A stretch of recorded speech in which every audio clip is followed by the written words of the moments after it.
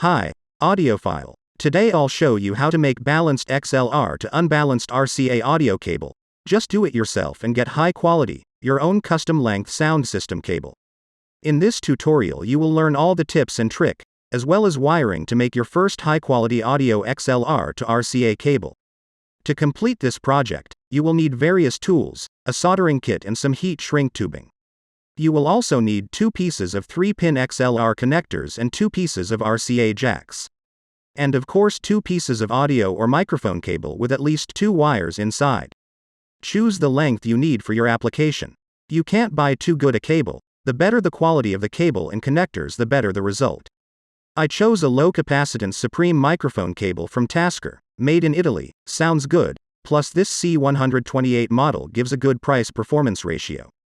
The RCA connectors I chose are from REAN. They give excellent quality at a good price, and these jacks use the chuck, which gives better cable fixation and longer life.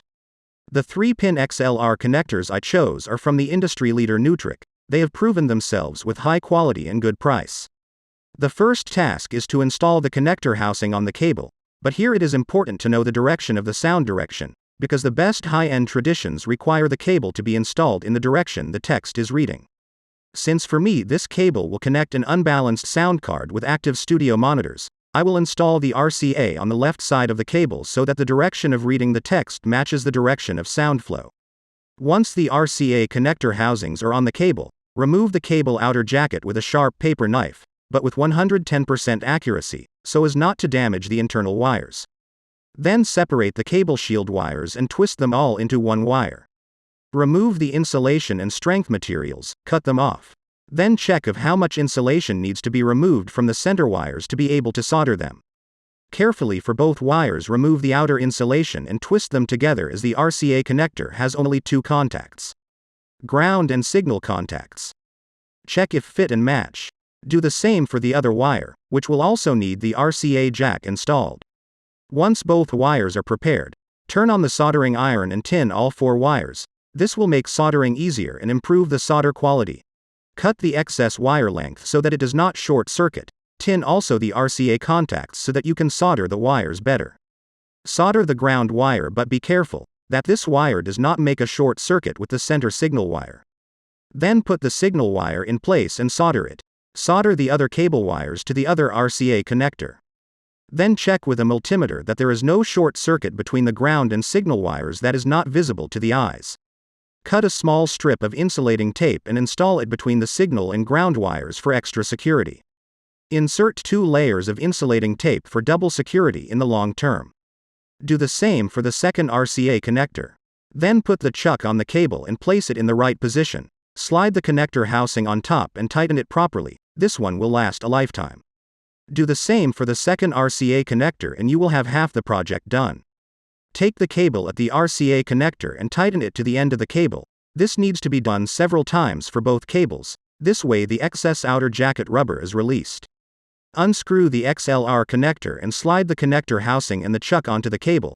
This must be done on both cables, as after soldering the wire, it will no longer be possible to put these onto the cable. Remove the cable outer jacket with a sharp paper knife. Twist the shield wires together, cut the inner fabric of the cable. Remove the insulation from the 2 center wires, and twist together. This must be done for both cables.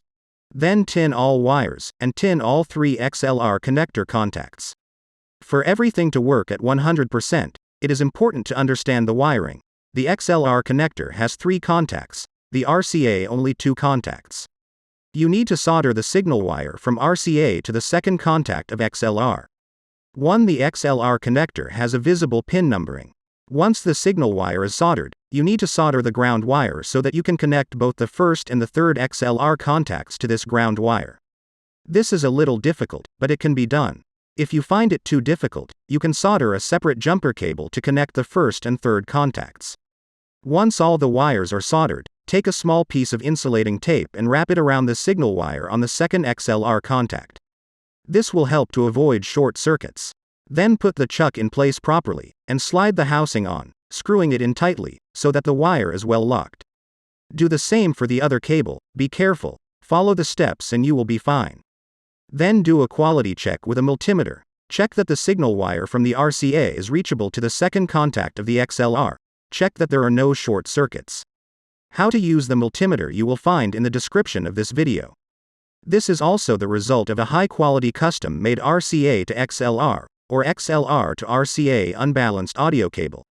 If you have any questions or suggestions, feel free to post them below this video. Thanks and good luck.